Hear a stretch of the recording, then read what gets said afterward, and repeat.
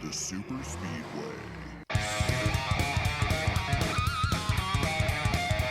Welcome to episode 259 of the Super Speedway podcast, recorded Monday, October 24th, 2022. I'm your host, Eric Young, and I'm joined, as always, by my co-host, James Cush. James, how's it going tonight? It's going, man. We're going early Yeah. on Monday. Night early? Threw me off a little bit, but I am ready to go. I think, you know what's funny is we were doing these on Monday. What ends up happening with us is we get into a nice rhythm with Right. recording, and whenever we do a different day, it completely throws me off. I am out of sorts, out of a loop, but that's okay. We're going to knock this out and go on to the next one. Well, I will take the blame this week for the switch in days, but it's always good to go early versus late, because everybody complains when we go late. Well, yeah. So, everybody, Yeah, and then, by everybody, I mean the two people that listen. well, that's right. And also, whenever we do record, we always miss something. Yeah. You know, so if we go early enough, technically we're not missing anything because we're just, we're way Right. early. Right. Yeah. You're getting instant reaction from Homestead. Yeah, So there you exactly. I mean, let's get right into it. There's not a whole lot of filler and stuff this week, James. We'll start right into the Dixie Vodka 400 at Homestead Miami Speedway. Yes, sir. Kyle Larson finally gets his win at Homestead after being kind of the dominant driver there for how many years? The guy everybody expects to win, and every year he gets into the wall. Yep. And this year they built a new car just so he could win at Homestead. Apparently, yeah. Got to be kicking themselves for missing the round of 8 by 2 points. No though, kidding, because, man. Man, oh man, what a run he gave that. And that's all here, here and there because things are all different. Well, and the interesting thing about it is that he's in the final four for the drivers' champion or the owners' championship. Yes, I wanted to make sure we touched on this tonight because it's probably the most exciting thing that we have left this season. Yeah, I mean, we very well could see a different owners' champion and a different drivers' champion this year for the first time in how long? Since the 1963. Yeah, So Nate Ryan, right? Was that yeah, stat? that was Nate Ryan. Yes. Yep, Nate Ryan did. Yep, it's only happened twice before in the Cup Series. And yeah, it's been basically our lifetime times 2. So, Right. yeah, so this might and Eric, I know the system is different nowadays. But we had some pretty unique circumstances that got us to this place. I don't know if we'll ever see a split title in the Cup Series again for quite a while, at least. I wouldn't think so. The system it's is exciting. kind of designed to avoid that, Yes, it is. especially in a Cup Series. So, Yeah, because we still got Larson. So Larson qualifies as for the 5 car to try to repeat as the owners champion. Yep. And you still got Blaney out here who isn't even in the playoffs for the owners points. Right. So he's still going on. So we got some interesting stuff because if Blaney, correct me if I'm wrong here, but if Blaney qualifies for Phoenix, we could have a couple of teams in the hunt for the owners title, right? Possible? I don't know. I know. That's all I know. I'm excited about the owners championship. I can't help it. I don't know why. All I know is basically somebody on Reddit asked what the point standings were for the owners, and essentially it's just that William Byron is out of the 4 qualifiers right now. His team is out, and Kyle Larson's is in. So Hendrick still has 2 cars in the final 4 right now. It's just different cars under the team owner. Yeah. So, but yeah, I mean, it's neat, but at the same time, it doesn't matter too much because it's meaningless. NASCAR Absolutely. really doesn't care about the owners championship. It's all No. the drivers championship. Yeah, So it's there's money involved for the owners. yeah, but it's going to be an interesting asterisk on the final results. That's for sure, no Yeah. matter what happens. So. And we're not like F1 where we have that constructors title. I mean, Right. it's not. That means a lot for F1 teams, Right. but it doesn't really matter in NASCAR. Each of these teams is kind of individualized at this Yeah. point. So, but still cool. And yeah, man, you started off by praising the race Kyle Larson had, and Yeah. I wanted to second that with he's always impressed me by how high he runs that line right up against the wall. And to do that for 267 laps, 400 miles, Dude, I'm telling you. I can't, I can't fathom it because golly, man, I couldn't even walk next to that wall without hitting it. You know what I mean? So I got to witness this a little bit at Chicagoland. The first year I went to Chicagoland, I was doing photos, and I stood down in turns 1 and 2, and Tyler Reddick was doing this in the Xfinity Series during practice. And it doesn't even look real on TV, and it's even crazier in person to see them that close to the wall.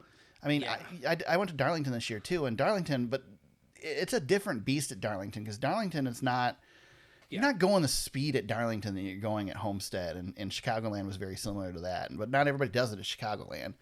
But it's just, it doesn't even seem logical that would be the fast line. Like, nothing about it seems right. You're right. I know.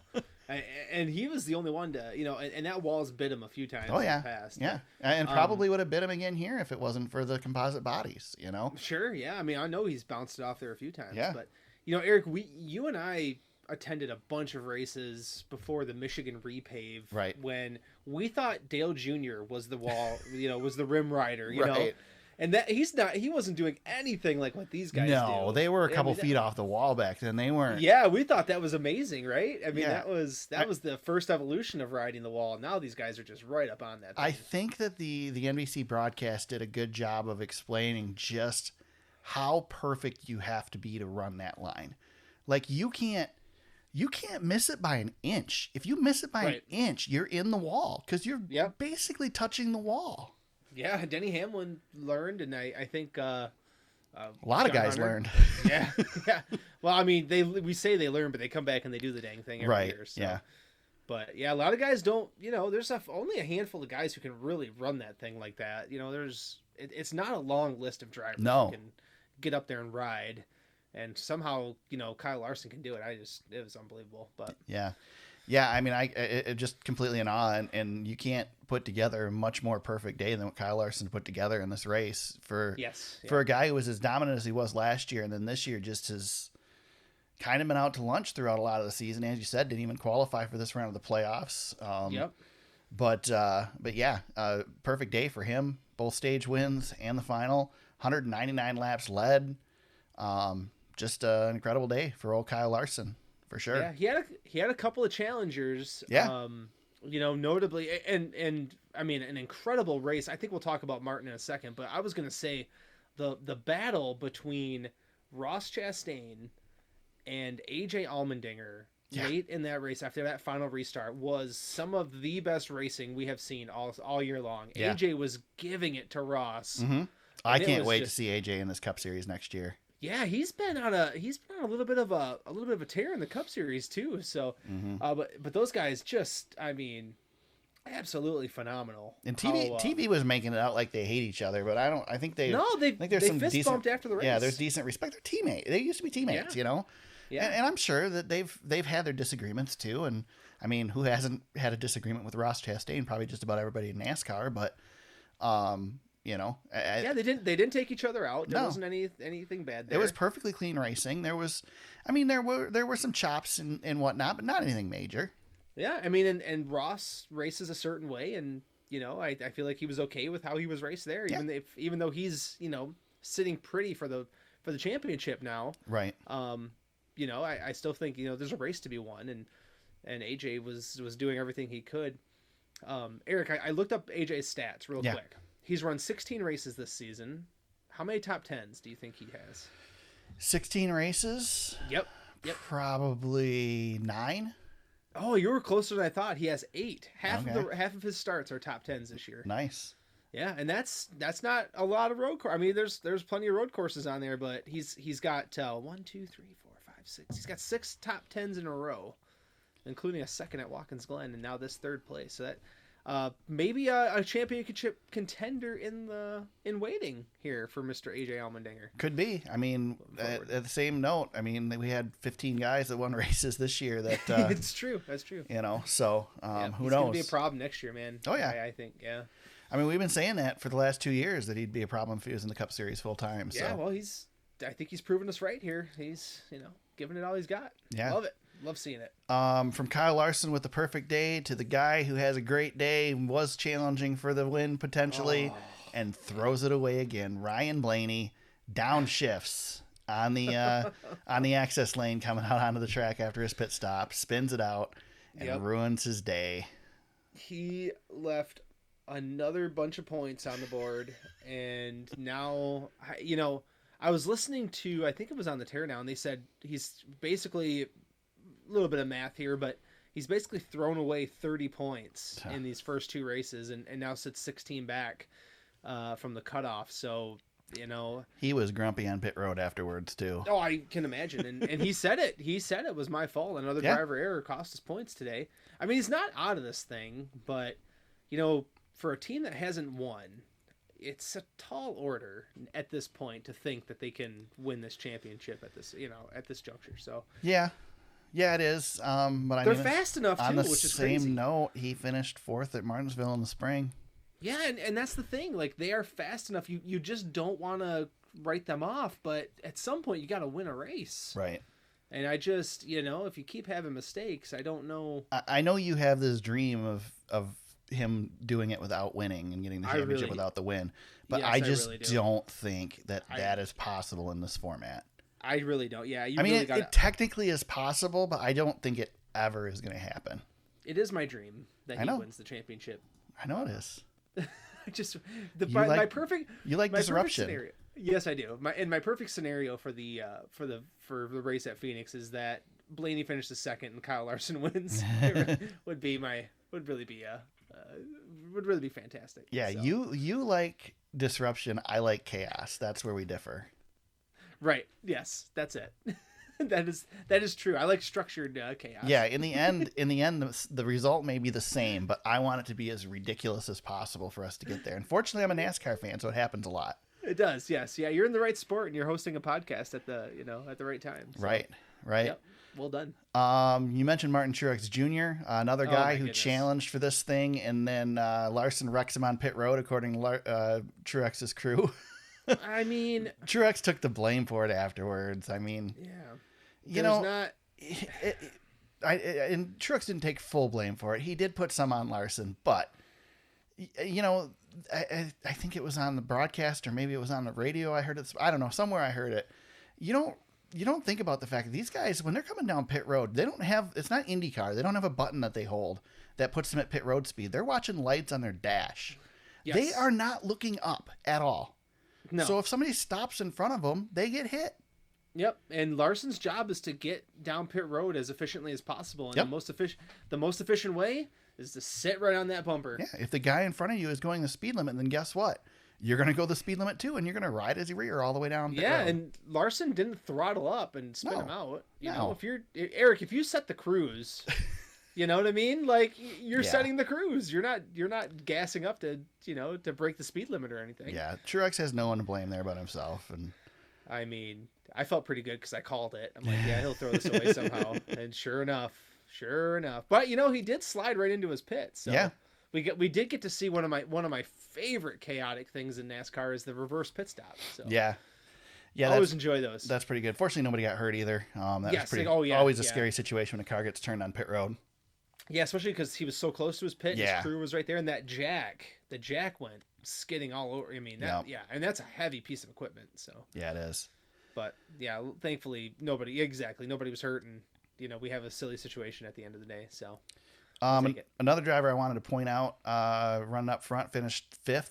Brad Keselowski, RFK car, gets 7th and 5th in the first two stages, and 5th as an end result. Good run for Brad. Yeah, finally nice. Turning things around over there. Yeah. I think they're going to be someone to watch for next year. Yeah, they were getting feisty with Denny Hamlin, too, a little bit.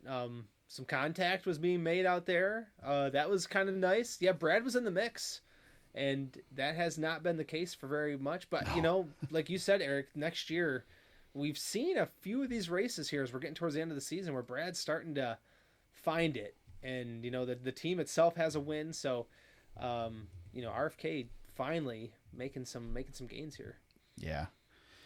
John Hunter Nemechek gets the start in place of Bubba Wallace this week. Bubba tweeted from the war room that he ordered DoorDash some humble pie to himself during the race. I thought that was a good tweet.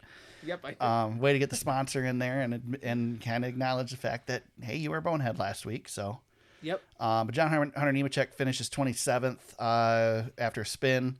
I mean, just first time for this guy in this car. I mean, Yeah. Right? This is first time in a next gen car, isn't it? Yes. Yeah. Yeah. In a race. Yes. Yeah. He hasn't run in the series since 2020 now. I mean, we know how much everybody else has struggled with these cars, and obviously we saw some good cars spin out coming off of turn 2. Yes. So can't put anything on John Hunter in that situation. Just Tyler Reddick ended his day off of turn 2, and hit that inside wall that we still don't understand why we have walls like that. I get that we put a safer barrier on them, but come on.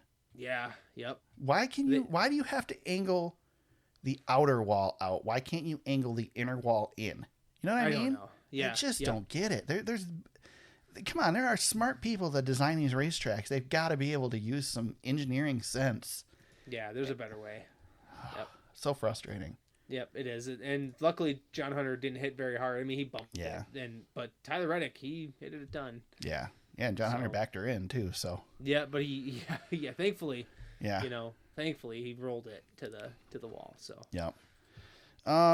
Anybody else worth really touting on here? I mean, Chase Briscoe's got to go win now. Yeah. Because we can definitely talk about playoffs here in a second for sure. Yeah, he hit the wall, driver error, and took blame for it. Felt bad for it, but he was going to have to win. He has to win no matter what, basically. So they're not in really any different position than they've been this entire round. He's got to win a race. Yeah, I don't think that changes much for him. Yep, I agree. Obviously, he's furthest one out right now, 44 points out. Like you said, needs a win to do it. Could statistically do it on points, I believe, but it'd have to be perfect. Like, perfect scenario just isn't going to happen. Yes, yeah. Christopher Bell also minus 33. Ryan Blaney minus 18, right? I'm trying to read this tiny print. And Denny Hamlin's on the outside looking in right now, minus 5. So yeah, Denny, maybe that's worth talking about too. Denny had to work. That team had to work for that 7th place finish in this race. They didn't qualify very well and didn't really hit on it. And that was a, when you don't have it and you make something of it kind of day, that's something to take away from this. Even though you're not above the cut line, you're going to Martinsville. Hopefully you're feeling better than you did in the spring. Right. And, maybe they can put something together, but he's, things go his way. He's within striking distance now. The only problem is he's got 2 guys in front of him that are really good at Martinsville and Chase Elliott and William Byron. So I don't, it's tough. One of these guys might have to win this race. Yeah. Yeah. Byron won last year. Yeah. He won the spring. Right? Yeah. So. He did. Yep. It's going to be tough. And Byron, struggled in this race too. And I believe managed to kind of come back a little bit, at least to get 12th here at the end. But they were good for the chunk. I mean, 2nd and 3rd in the first 2 stages. And in that last stage, they just kind of went off. He had a race that is very, mirrors the type of season he's had, where started out like a man on fire. Right. And then just had a little bit of, I don't know, something wrong on pit road, didn't set the car up right, made some bad adjustments, whatever, and just faded.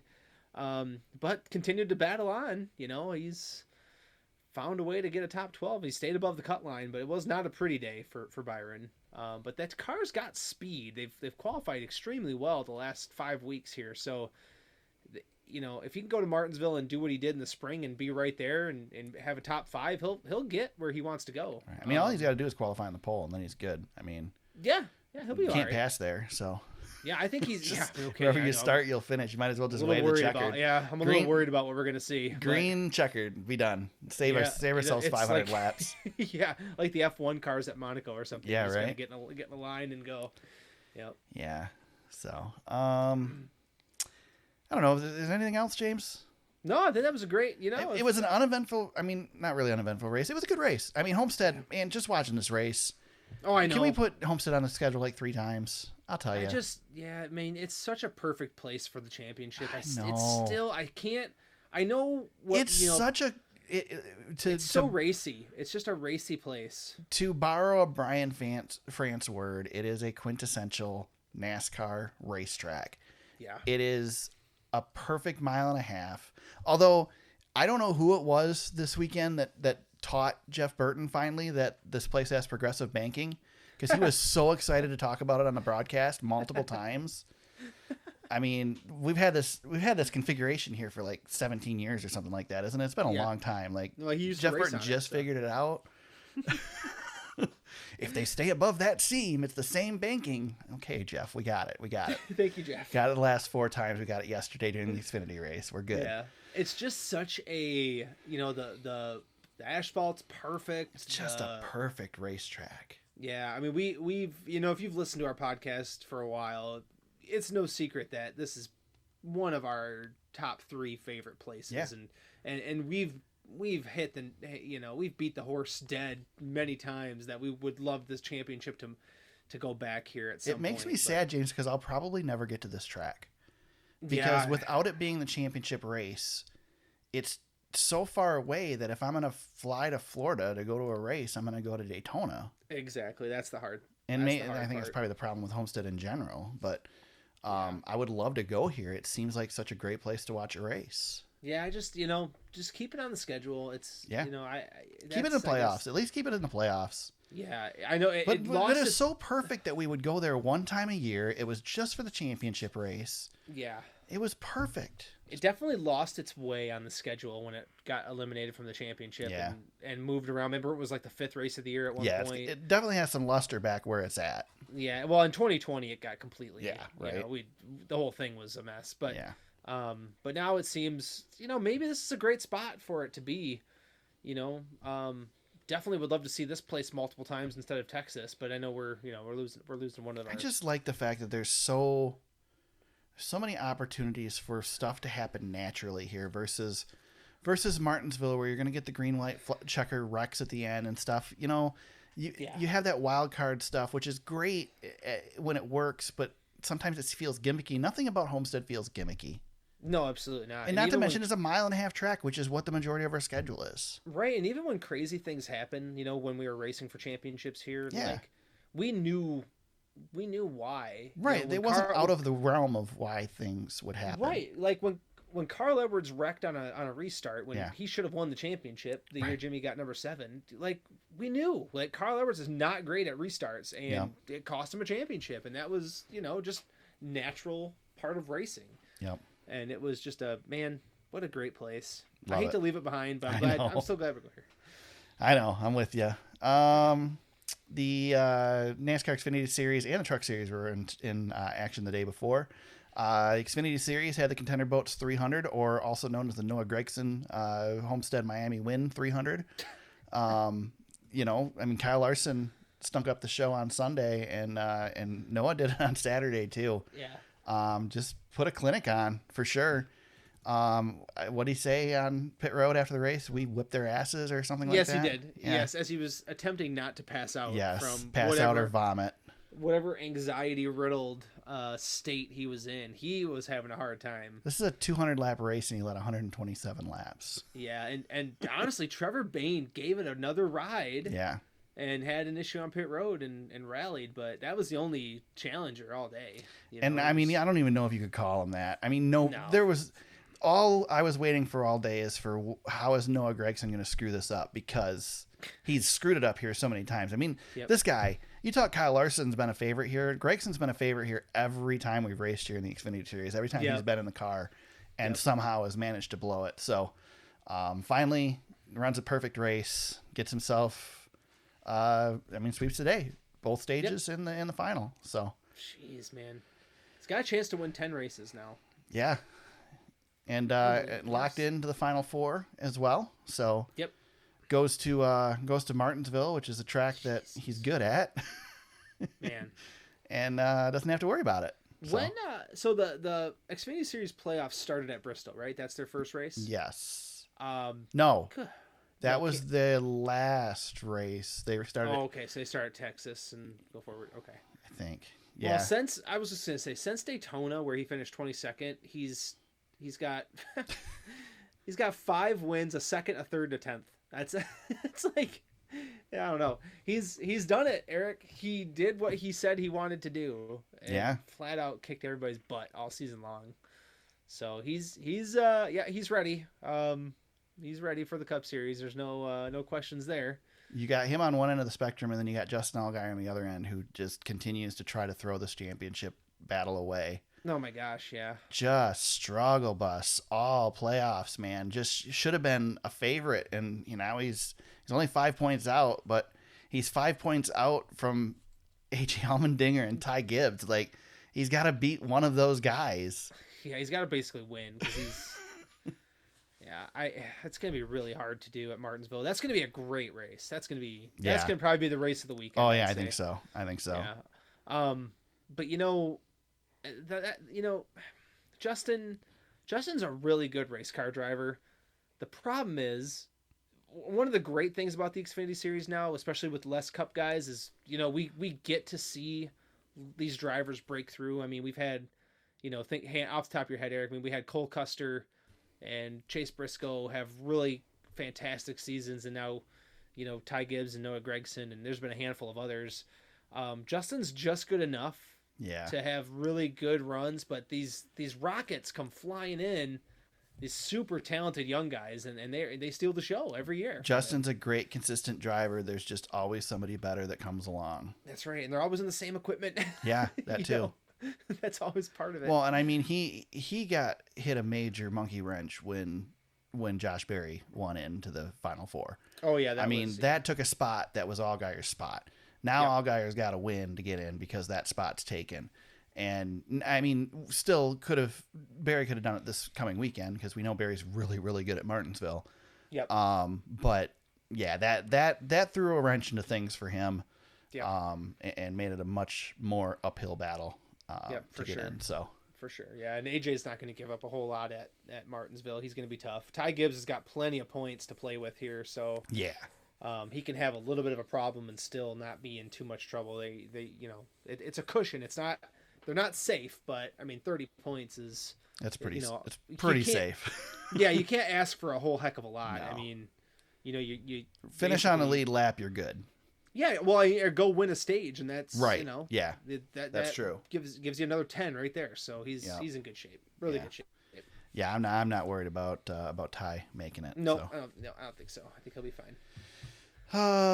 Let's see. Allmendinger finishes third. Arguably not great at this track, but has a good day in both series. Managed to put together a good one here in the Xfinity Series. Sam Mayer continues to impress. 5th place finish for him. You mentioned Trevor Bayne. He winds up 6th place. Chandler Smith gets a start in the 26 car, finishes 7th in that one. So was that his first Xfinity race? Hold on. I can tell you that now. In just a second. I think he's dabbled before. And Racing Reference is taking its sweet time. This was his third start. Okay. Let me see. Landon Castle had a strong run, ends up 12th. But he ran well. He finished 2nd and 7th in the first 2 stages and did lead the race for 3 laps as well. There you go. Yeah. And Stephen Parsons had a good run until he wrecked. Yeah. He continues to be impressive too, and certainly not a well-funded race car. No. So definitely making himself known out there. So good for him. Yep. Nice to see a handful of new names in the back this late in the season. Yeah. Which is one of the perks of the playoff format the way it is too. We get to see some of these guys coming up and I mentioned Trevor Bayne, but one more time, like that was like he had a really good stint in the Xfinity Series this year, and he won't get a whole lot of recognition for it, but I hope he gets a ride out of the deal. I'd like to see him. I don't know. I'd like to see him somewhere. I think if he gets a full season, he's going to get himself a couple wins and make a run for a title. So. If he's got a decent car underneath. I mean, if Joe Gibbs puts him in a car. Yeah. Boy, Eric, he showed a lot of resolve for him because he hasn't raced in over 4 years. He kind of came out of nowhere in and car this year. Yeah, I mean, he led more laps in 9 races this year than he ever has in the entire, his entire Xfinity Series career. He averaged an 8th place finish, 7 top 10s out of 9 starts, 5 top 5s. I mean, had a legit shot to win a handful. He did what he came to do, man. That was the only thing he didn't do was get one. I mean, he did everything. And you're right. He did everything but win. To see him get a ride. Yep. That's all you can ask when you got a handful of starts. So. Good season for him. One race left in the round for the NASCAR Xfinity Series. You've got Brandon Jones, 38 points out, 28 points out for Sam Mayer. Austin Hill, 7 points out. We mentioned Justin Allgaier, 5 points out.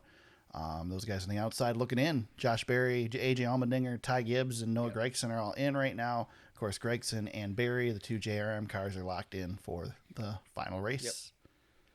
Man, if AJ has a problem on Saturday, it's gonna get interesting. I mean, it was a good rally for him because he was on the outside looking in much of the day on Saturday. Yep. But it's gonna get competitive between that 7 and 21. Oh yeah. After if and when that does happen. Yeah. But yeah, we're gonna Martinsville's gonna be interesting. Like you said, I think this is gonna be the race this weekend. Yeah, this is gonna be good. This is gonna be a good race. If you're gonna tune into one, turn into this one. I think it's gonna be great. Yeah, definitely. The Cup Series has hope because of the drama of the championship, but the package on the track is not going to impress. Just not been there. Yeah, not been there. Camping World Truck Series also in action. Second to last race for the Camping World Truck Series before we switch over to the Craftsman Truck Series once again. The Baptist Health Cancer Care 200. Ty Majeski. Before a few weeks ago, never won a race. Now he's got 2. Second win in this round to move on. Or already was moving on to Phoenix. Great run for him. Led 67 laps in the day, most of anybody. Fourth and second in the 2 stages, and gets the win in the final.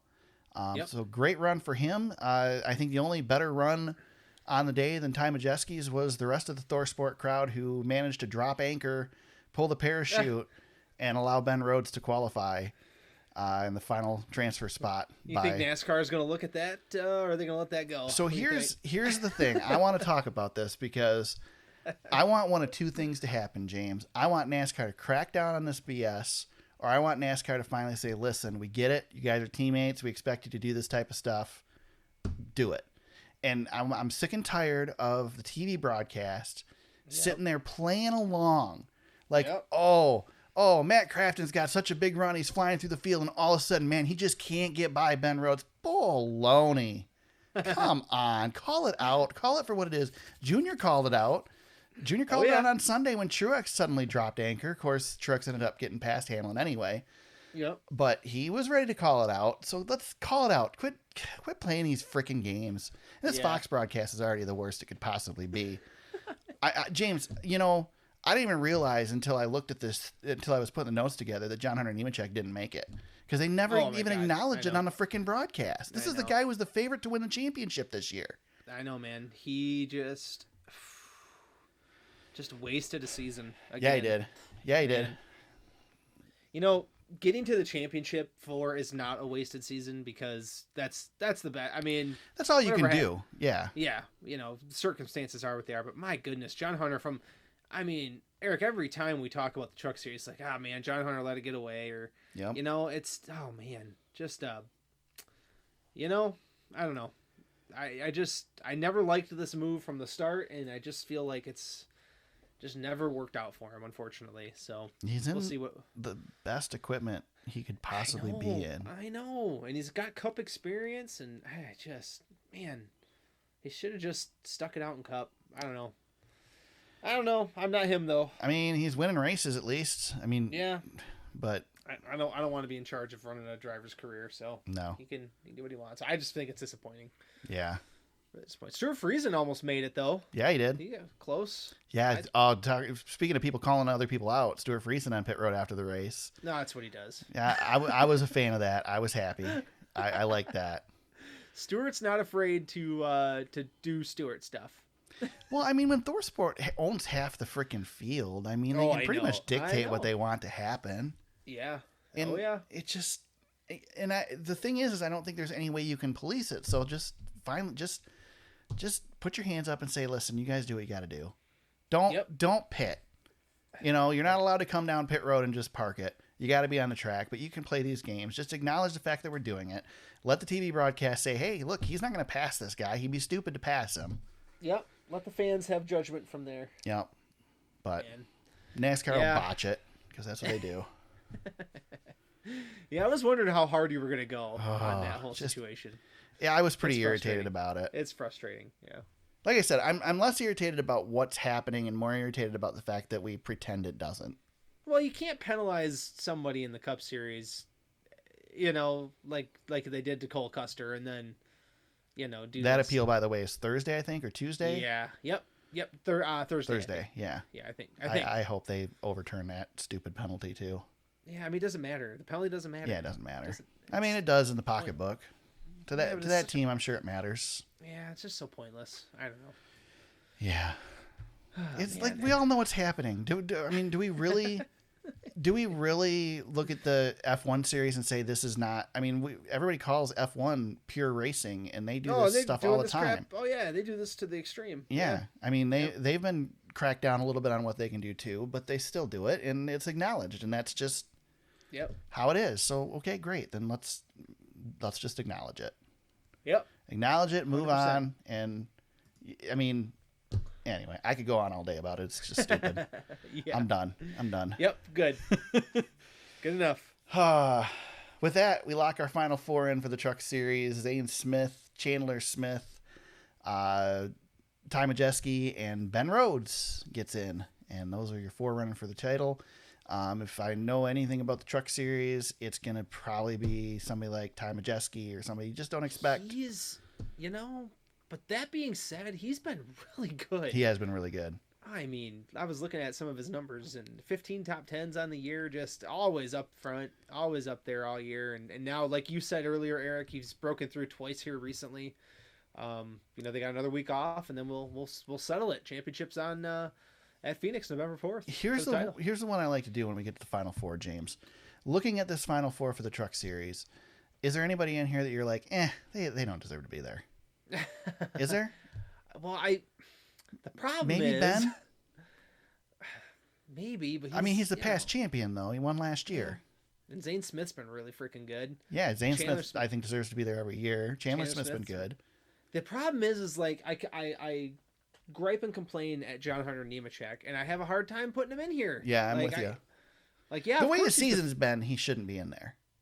No, but who he is and the team he drives for, he should. He definitely should. But again, like when you're, at the top, Ty Majeski's probably the one where you're like, yeah, I didn't think he'd get there, but they put a really strong season together, and by God, they're in there. So I have a hard time looking at anybody on the outside and saying, nah, they should be in there. Maybe Grant Enfinger.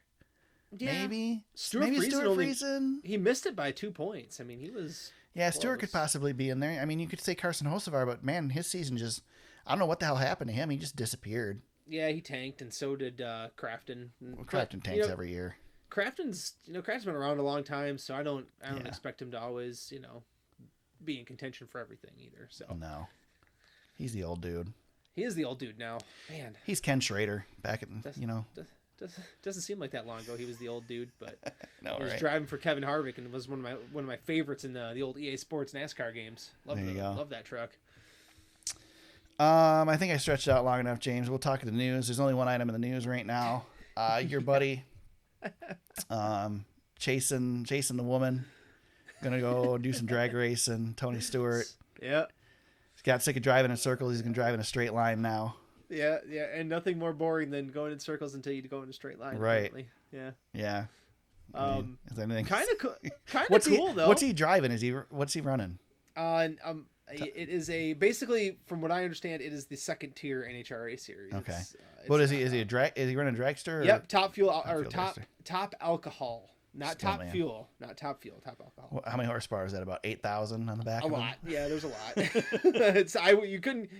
I would never race one of those bullets down a. No. But he's gonna make. I was reading about it a little bit. He's guaranteed to have 4 passes. So he's gonna be out there and trying to do this thing. You think all Smoke's reaction time's good enough to pull up on the line on a drag race? I'm curious to see how he does. I can't imagine he'll do very well, but if they replace that green light with like a Burger King sign, he'll probably be. I don't know if he's sponsored by Burger King anymore. Yeah, but maybe he'll still be the first of the line. Yeah. Just put the king down on the finish line, and Tony will be there first. Holding the Whopper up, yeah, he'll red light. Yeah. He'll red light it, but he'll be there. Well, he's owned his top fuel team for about a year now. Yeah. I guess Mrs. Stewart has has coaxed him into doing this thing. So. I joke, man, but it's motorsports. Hey, anything. Tony's proven himself over the years. He can do whatever the hell he wants to do. You know what's funny is I was wondering if he was going to get in one a couple of weeks ago, because I think we talked about this. Didn't we talk about Travis Pastrana was going to hop in one of these things just out of the blue? I think I remember you mentioning it. And Tony called you've been following the drag racing thing a little bit more. Yeah, well, I keep an eye on it. Yeah. I'm not watching it or anything, but what I do know is Tony called Travis and he's like, "Hey man, there's way more to this than just hopping off whatever the heck you're doing, jumping out of a plane, and then coming over here and hopping in one of these things. We gotta show you the ropes." So Tony was walking him through the paces. So I was wondering if he was going to get into it. Seems like it's his passion now. So, but yeah, whatever Mr. Stewart wants, Tony's going to deliver, man. He's a family man now. Yeah. You know? Did you speaking of Tony Stewart, I was going to bring this up too, since we're on the topic. Did you see that he was replaced as the Grand Marshal for Homestead? No, I didn't see that. Did he not show up, or they? No, he was there. No. Oh, nope, really? He was there. I think NASCAR was. NASCAR decided they weren't going to put a microphone in front of him. Yeah, so they gave it to Kip Moore instead. So from what I read, it was a mutual decision. But I have a feeling NASCAR was like, "Listen, man, we can't have you on the microphone. I don't know if we trust you, especially after we've hammered your team with almost 200 points worth of penalties and thousands of dollars." So, yeah, that was that came to light thanks to Mr. Jeff Gluck, one of our favorites. That's funny. Well, you mean Jeff actually had enough time he reported the news. He had enough time covering the Formula One race that he could report some NASCAR news this week. That's right. Yep. Interesting. Very interesting. Yeah. I thought you'd like that one. He wasn't too caught up in the wine and caviar at Circuit of the Americas. He could actually get in the slums with some NASCAR news for the weekend. From what I heard, COTA was a little bit more of a party. I don't know if it was as fancy as we're used to. I don't know. Gluck's Instagram had a lot of like really fancy food in the. He was hanging out with Green Day and Brad Pitt. So right. He was in a different zip code than what we're used to seeing around here. Mr. Big Time. Oh yeah, he had to go to his F1 race. He was there. Oh yeah. Well, Other James, than that, Eric, I don't think we have much news, bud. Yeah, that's it. we head into picks. Maybe we'll have a short episode. I didn't say it early because it never ends up that way. But so far we're clicking along. Short episode now will be normal time. That's right. Let's see if we can finish this bad boy out. We'll screw it up. Speaking of screwing things up, James, how did you do on picks this week? Oh boy. So I had didn't start off great. You had Zane Smith and I had John Howard Nemechek.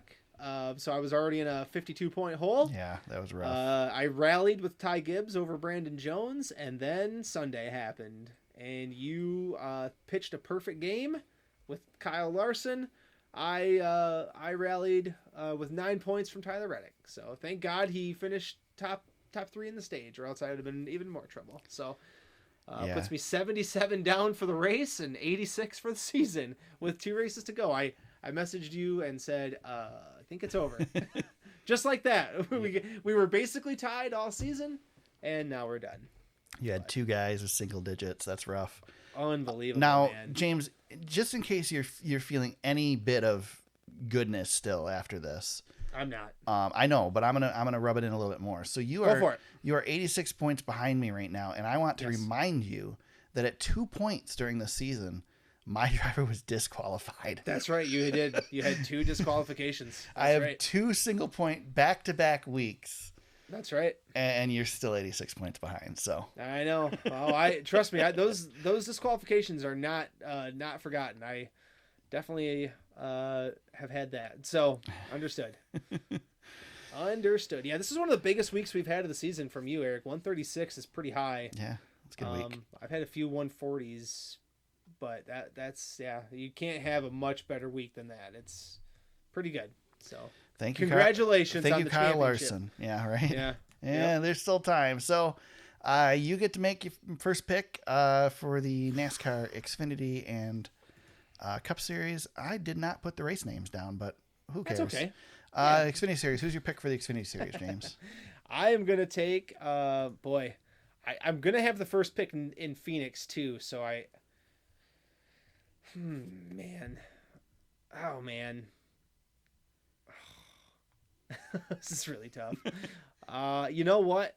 I am gonna take AJ Allmendinger because I'm gonna go with the guy who's gonna have to score some points. Give me AJ. I know who I'm leaving on the board, but I'm gonna have him in Phoenix. So Yeah. I'll have him when he's trying to win a championship. Yeah, but you don't want him at Phoenix because he won't get points. Remember? Well, that's true. Because they don't get points. We can't pick. We won't want to pick the final I just don't four. think he's gonna. I don't know. He's already locked in. That's so all right. You can leave him on the board. I'm leaving my options open in case I want him. Give me Noah Gregson. Josh Berry was my backup, but I'll take Noah if you're going to leave him there. Yep, that's fine. Noah's free. You can have Noah. No problem. NASCAR Cup Series on Sunday. Right? Is it Sunday or Saturday? I believe it's. I believe we're racing on Sunday, right? Yeah, I think so. I think it's Sunday. Should we double check that before we? Nah, I don't care. Who's your pick for the Cup Series, James? You're really on one, right? Let's just get the sucker over with. We're a day that early. sounds- Let's just get it done. Phone it in, man. I love it. They are racing on Sunday, by the way. It's the Xfinity 500, Sunday, October 30th.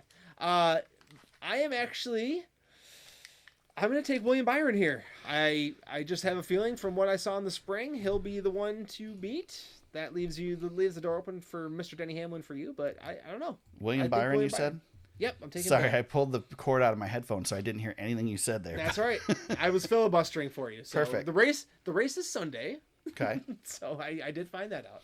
All right. But yeah, William Byron. You're going to take William Byron. I'm not going to take Denny Hamlin, actually. I'm going to take the guy who has had back-to-back second-place finishes and finished fifth here in the spring. I'm going Ross Chastain. Yeah, you're not worried about payback from any certain someones at Martinsville? There ain't going to be no payback. If you're going to ever pay him back, now's the time.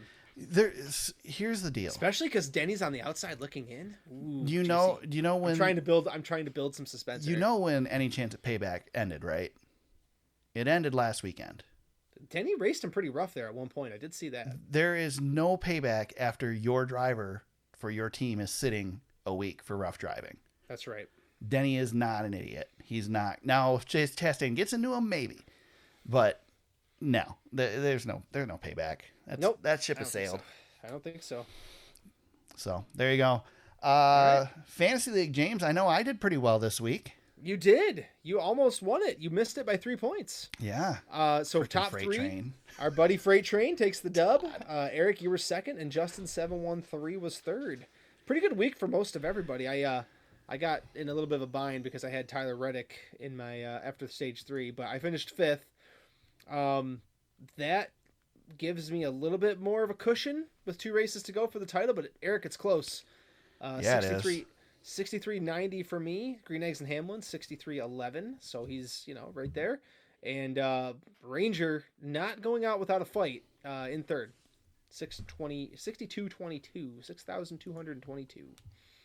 There you go. Eric, you are tied for 8th place. You could get it this week. I think you'll get it this week. I think Fast to the Grass is done. So Yeah. I think he took his ball and went home. So you're gonna be able to move up here. You're not too far though, Eric. You could rally to 7th. Don't here, even too. get my hopes up. It's not going to happen. Okay, all right. It's not going to happen. Sounds good. I'm out of picks on some decent drivers too, so I'm hurting this week. Yep. James, you got any shout outs this week? Oh boy, do I ever. All right. Eric, I texted you. I messaged you. Oh yeah, that's right. Yeah, I almost forgot about that. Uh-huh. I mean, do I even have enough stature to talk to you anymore? I don't think so because, Eric, I got retweeted by Dale Jr. You did. It happened. And a like. I got everything but the follow, man. Yeah. It happened. Did your mentions go freaking crazy after it too? Well, you know what I was going to mention to you about this? Yeah. The interesting thing. So they say a tweet lasts 8 seconds, Yeah. right? A tweet's life is really 8 seconds. I am still getting likes from Dale Jr. So Dale Jr.'s tweets are evergreen. Dude, I was getting my mentions blew up just for getting liked by Dale Jr. Yes. So I can't even imagine a retweet. I was at the top of his page for a while. I kept checking because I was fired up about it. So I know what a Jeff Gluck retweet does to my my mentions. I can't imagine Dale Jr. Probably the most liked tweet I've ever had. That's awesome. So thank you, Dale Jr. That was pretty cool. But my real shout out was the reason I tweeted was I listened to the download. Yeah. With Eric Jones and just Dale and Mike Davis did such a great job, telling Eric's story, because Eric's a pretty reserved guy. So basically they went through everything, man. They went through Eric losing his dad, the split with JGR, which another instance of JGR not looking super great, right? Letting these drivers go. But just a really, Eric's, I think I mentioned this, but Eric's my favorite driver. Yeah. I don't think I have a handful, but I think Eric's probably my favorite driver. So that's why I wanted to listen to it. I'm glad I could be your favorite driver, James. Thanks. I appreciate it. Wrong Eric. Oh, with a K. damn. Yeah. That's funny. There's 2 Erics in the Cup Series, and neither of them spell their name like I do. I know. Isn't that funny? So That funny. is kind of funny. Yeah. But anyway, so the Dale Jr. download, I only listen to it, a handful of times. I don't listen to it weekly, but Right. really good. Dale's gotten so much better. Every time I check in, he's just really good on the mic. I'm glad you mentioned it, James, because I was kind of going to go the same direction with mine. I'm only about halfway through the interview. But yeah, I wanted to praise Junior and his interviewing ability. He's just so good at it. And Mike Davis is a perfect compliment to him as well. They do such a great job of telling these guys' stories. They interrupt just enough to stay interesting, but they don't interrupt enough or too much to ruin it. You know what I mean? It's just such again. I've been a Dale Jr. fan more so for what he's done for the sport than than his status as a driver. Yep. And I just continue to just appreciate what he is becoming outside of a driver. Yeah, he's got a legacy. I mean, we're talking a guy who's going to be in the Hall of Fame again as a broadcaster. He is so extremely important in what he's become as the ambassador that we lost. We don't have a lot of ambassadors, Eric. A lot of drivers get their legacy in and then they leave. Only a handful really stick around, and I think Dale Sr. would have been someone who would have been a great ambassador for the sport. Yeah, I think so. And I think Dale again is stepping into his dad's shoes in another sense, where he's carrying on the legacy of NASCAR and the Earnhardt name. Because so many guys just disappear and they don't carry on. Well, I mean, the sport. we've got Kurt Busch gonna, in that transition period right now, and I hope that he doesn't disappear, because I think, we talked about it last week. I think there's definitely some possibilities for him in the broadcast booth. There's definitely some possibilities with him working with that team going forward. Yep. I don't want to lose Kurt from the sport. He's important to it. And I think that the grind that NASCAR is when these guys, when their time is done, they want to be done. Yeah. It's such a grind. And I don't, like Jimmy Johnson going off and doing his own thing and not coming around. I don't blame him, because he gave everything he had while he was here. Yeah. And even Tony Stewart, I mean, I'm thankful that he's invested into a team and given us a great organization in Stuart Haas, but he's got a lot of interest as well. And, Carl Edwards has disappeared. Matt Kenseth doesn't come around. And they don't owe anything to the sport. Yes, they make not. make their money and make their career here, but it's not like there's a pension. It's not like there's stuff to keep them here afterwards. If they want to go and do their own thing, that's all on them. They can do whatever they want to do, but we definitely need to appreciate it when they don't do that, when they do stick around. Exactly. And that, and I bring that up to emphasize why it's so important to have Dale Jr. around in this capacity. So really appreciative of what he's done. And, I thought it was a great episode. I like I said, I check in from time to time, and it gets better. It's going to be hard because I'd like to slip it into my weekly listening schedule, but it's tough. So you're not really selling yourself to be a future Dirty Mo Media employee, right? Oh yeah, absolutely not. I know. Dirty Mo does great stuff, all man. the time is what happens. You listen to all their podcasts, watch all their videos. Yes, come on. Yes, my bad. Come on, you know the end game here, right? I know what the problem. The end game is we're gonna be there. We're gonna be working for Junior. That's what happened. I'm making it public. That's right. This is not an announcement. This is what we're working toward. Yeah, we're gonna be must listen. Dale Jr. doesn't know who we are. Well, he knows who James is now. So that's right. Yes. He knows my name. One other thing worth noting on the interview too that I found interesting is just the beginnings of Eric Jones's career. He didn't have a ton of experience when he jumped into these bigger cars. And one thing to note, Birch Run Speedway gets a shout out in the episode. Owasso quite a bit. Birch Run Speedway, when he won that ASA late model race, I was there for that, man, when he was the youngest driver to ever win in that series. And I didn't know he had like hardly any experience at that point. So Yeah, definitely pretty crazy. a natural talent that had to learn how to work at it once he got to the Cup Series. It's a good story. Worth, like I said, I'm only halfway through it, and it's definitely worth listening to. So check it out. Yeah, if you haven't. it's the guy grew up in our backyard, which Yeah. is really cool. I think we've got closer ties to him than anything. And you know what was funny is he talks about, I don't know if you're at this point, Eric. It's not a spoiler or No, it's anything, okay. but he talks about, Dale asks him, where are you going to go when you want to go on vacation? I did get to this part. Yeah, and he's like, well, I want to go to Byron, Michigan. Yeah. And I'm like, yeah, that sounds like somebody from Michigan. They just want to stick around here. Yeah. Where I totally get that. So. Yep. And then they did talk about Noah Gregson becoming his teammate. Yes, which I'm. That was right where I left off. so funny, man. Yeah. Just Noah Gregson. Two what polar opposites, and Yeah. We're so lucky that we're gonna have Noah Gregson in the Cup Series next year. yes, everybody needs to embrace Noah Gregson and appreciate him for what he's going to bring.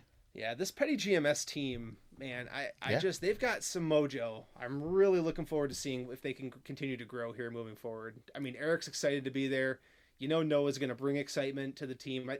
I just think that 2023 is going to be a nice year for that team. Hopefully they can get a playoff spot and challenge for a few more wins, because it would be a lot of fun to see those guys have good success. Totally agree. On to our black flags for the week, James. I thought about this and who I can throw it at. I've got a good one. You got a good one. I'm going to go with the easy one. I got to give it to Ryan Blaney, man. Yeah. Another throwaway on a potential Yep. lock-in. And right now he's on the outside looking in. He can't afford another one this weekend. I He's know. got to win or I know. he's out. So Yep, agreed. That's a good one. I'm going to take my black flag, and I'm going to give it to somebody who was the flag man. at such a good one. Yeah. Oh, I'm jealous that you stole that one. That's a good one. Your boy Tim Cook, Tim Apple, as Yeah. some people would call him. Eric, is that the worst flag waving you've ever seen? As a man who considers himself a master flagger, Well, is that the worst you've ever seen? I witnessed you wave the green flag at Eldora I Speedway did for the pretty Truck good. Series. I did pretty good at that. I was pretty proud of And myself. witnessing that, Tim Cook is still worse. No, that was awful. That was on par with Roseanne Barr singing the national anthem. Oh, That was any just of the atrocious. worst first pitches you've ever seen. Yeah, I mean, he just doesn't care. He's just No. barely moving at all. I'm like, oh goodness gracious, that No. was so bad. it was awful. Why do you even do that? Like, why Oh man, why even do it? I thought for sure when you saw that you were gonna take all your Apple crap and take it and get rid of all of it. Well, fortunately, I like Apple because of Steve Jobs, not because of Tim Cook. So Holy cow, Eric. Steve Jobs would never have been caught dead at a Formula One race. So My favorite part of that was as soon as I saw it, I sent it to you and said, Eric, come get your boy. I was embarrassed for him. So That was bad. really bad. Yeah. F1 being what it is now in America just leads to some really funny things. I'm gonna keep my eye out on this stuff for more. Brad Pitt was awkward on the grid walk. It's all good stuff. I'm here for it. I honestly didn't watch any of it. I take that back. I watched the highlights last night. Yeah. I didn't watch the whole thing. That one I wreck checked was in. pretty wild. That was crazy. Yeah. I was in the middle of between going to a 1-year-old birthday party and then watching the Lions do their thing. Yeah. So yeah. The Lions, the only thing that's worse than Tim Cook waving the green flag at a Formula One race. Yeah, I tried to tell everybody. I tried on this podcast to tell people about it. I'm like, listen, man, we got an idiot for a head coach. I don't know what more you want, but That's all right. I'm gonna get done here, and I'm gonna watch the Bears screw it up on Monday Night Football. oh yeah, tonight, you guys got so. the Patriots. Yeah, Yeah. good stuff. Yep. So Yep. So that's my black flag. They should have gave Tim Cook the black flag. they should have. They probably sent Yep. it home with them. I don't know. Is there a black flag in Formula One? I'm not really familiar with I the don't know if flags. they do it. You know, honestly, I don't know. I don't know if they do the black flag.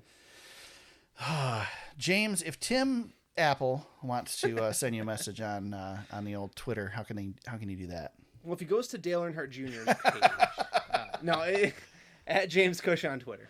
You can find me at TSuperspeedway on Twitter, not retweeted by Dale Earnhardt Jr. You can find the podcast on Facebook at facebook.com/thesuperspeedway.